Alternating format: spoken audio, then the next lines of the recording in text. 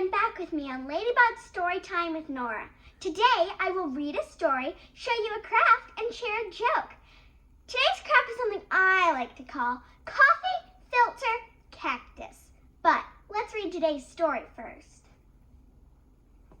The Three Little Javelinas by Susan Lowell.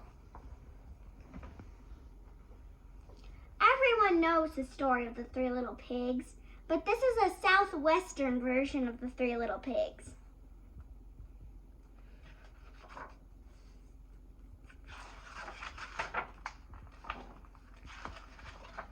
So many beginning pages. Okay. Once upon a time, out in the desert, there were three little javelinas. Javelinas are wild, hairy, southwestern cousins of pigs.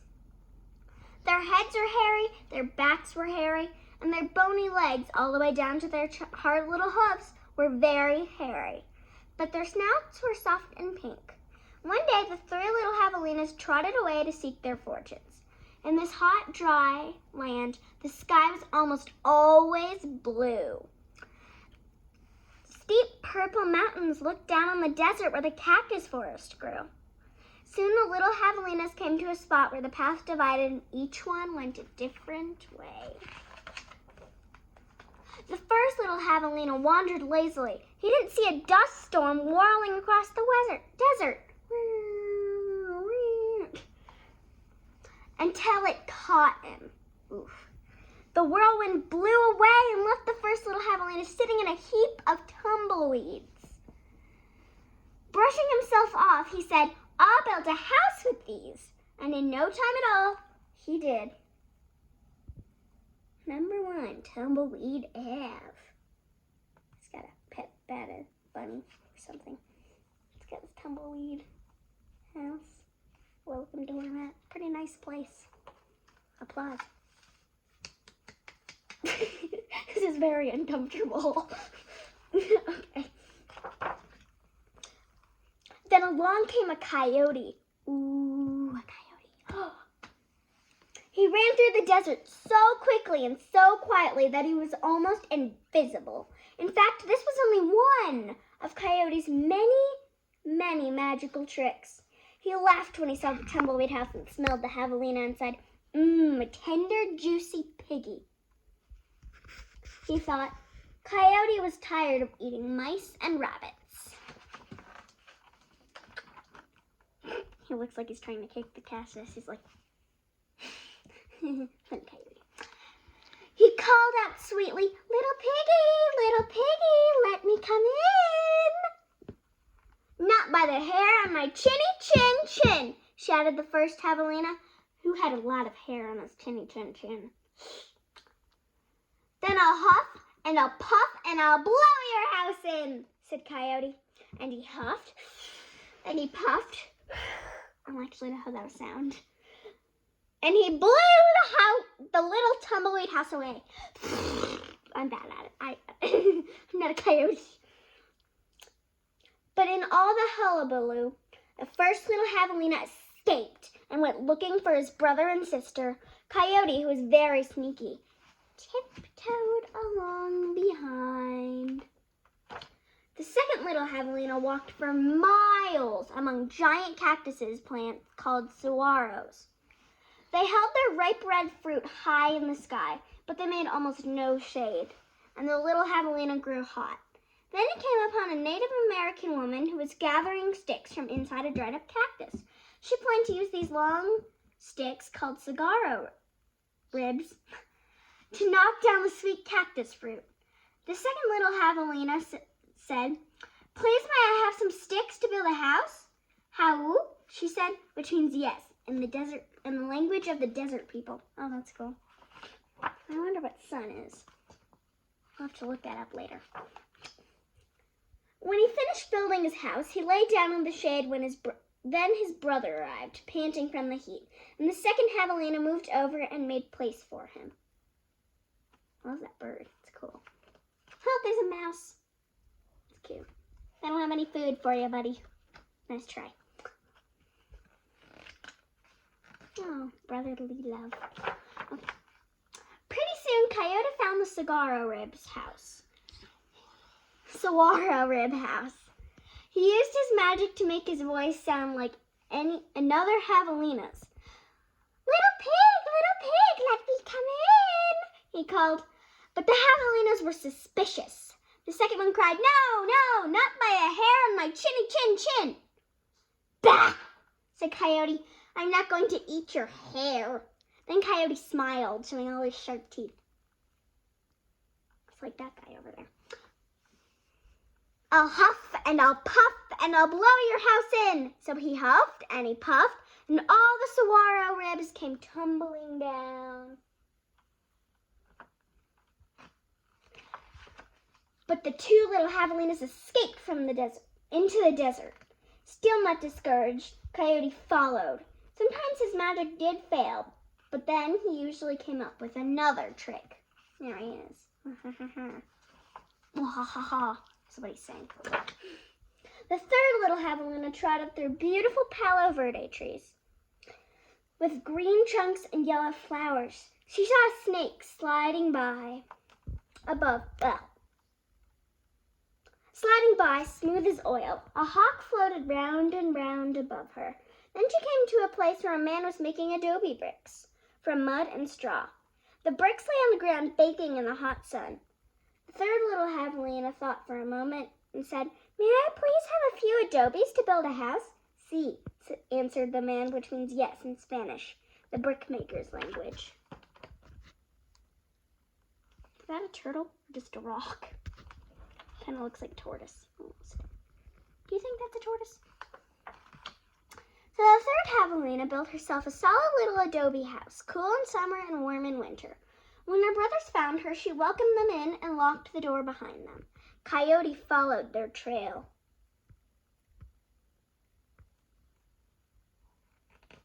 Oh, there's the mouse again. I wonder if I go back, it'll be in every page. Little pig, let me come in, he called. The three little javelinas looked out the window. This time, Coyote pretended to be very old and weak with no teeth and a sore paw. But they were not fooled. No, not by the hair of my chin, called back the third little javelina. Then I'll puff, and I'll huff, and I'll blow your house in, said Coyote. He grinned, thinking of the wild pig dinner to come. Just try it, shouted the third little javelina. So Coyote huffed and puffed, but the adobe bricks did not budge. Again, Coyote tried, I'll huff and I'll puff and I'll blow your house in. The three little javelinas covered their hairy ears, but nothing happened. The javelinas peeked out the window. The tip of Coyote's raggedy tail whisked right past their noses. He was climbing upon the tin roof. Next, Coyote, using his magic to make himself very skinny. The stovepipe, gasped the third little javelina. Quickly, she lit a fire inside her wood stove. What a feast it will be, Coyote said to himself. He squeezed into the stovepipe. I think I'll eat them with red hot chili sauce. Whoosh! Sizzle! Then the three little javelinas heard an amazing noise. It was not a bark. It was not a cackle. It was not a howl. It was not a scream. It was all of those sounds together. Yip, yip, yip, yip! Away ran a puff of smoke shaped like a coyote. The three little javelinas lived happily ever after in the adobe house.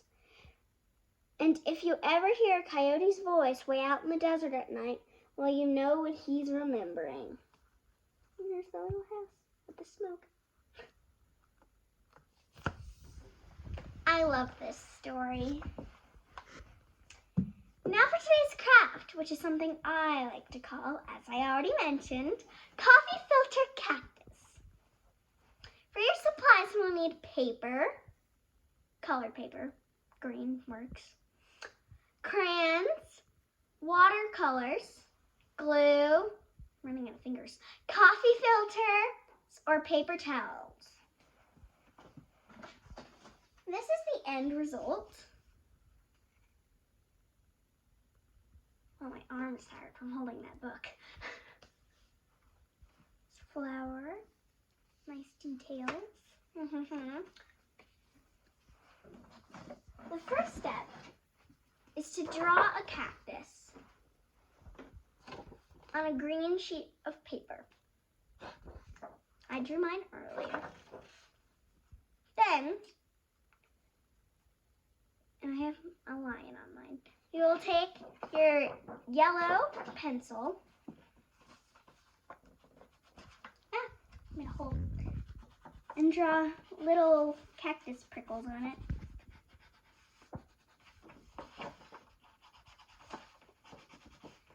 Give a good amount, not too many. Your thing doesn't want to have yellow sprinkles covering it.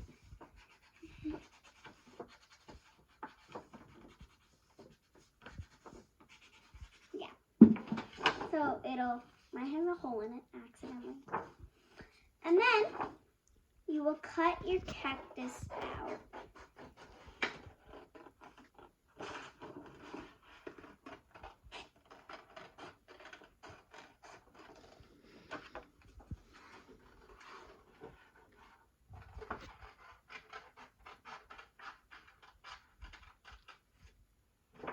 If there's pencil on the edge, that's okay.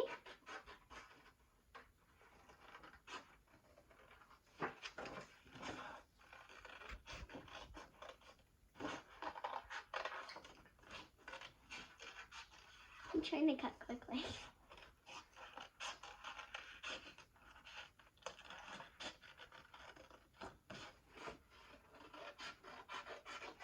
Yeah. I'll pick that up later. Oh, that's fine. So now, yours probably won't have a hole in it. You'll have your cactus. Then, you'll get your coffee filter or a paper towel. My coffee filters are, they're brown. So I was only allowed to use dark colors like this red I had.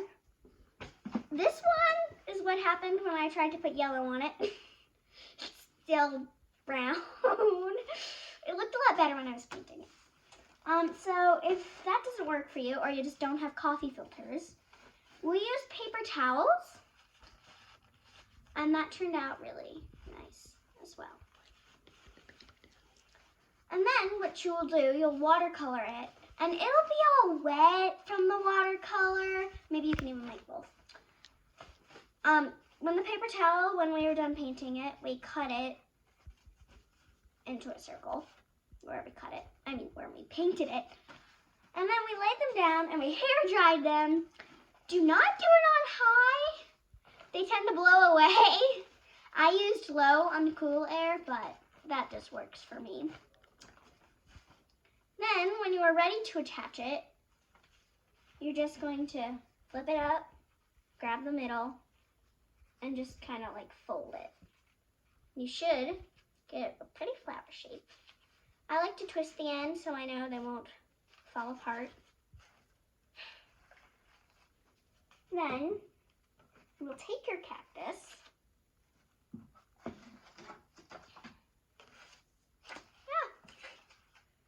and glue it on.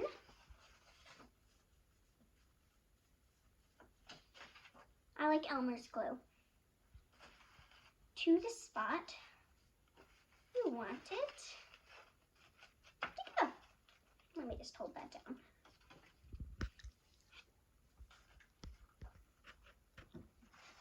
So yeah, once you attach your flowers, you're going to have a coffee filter flower cactus. Or paper towel.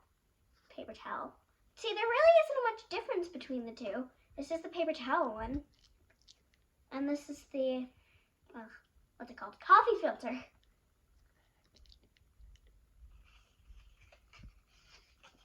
Maybe you can make a ton of them, pretend you live in the desert. Steve, it's so hot.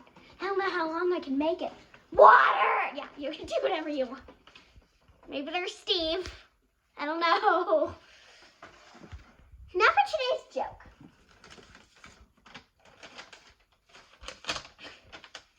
What kind of fruit can fix your sink.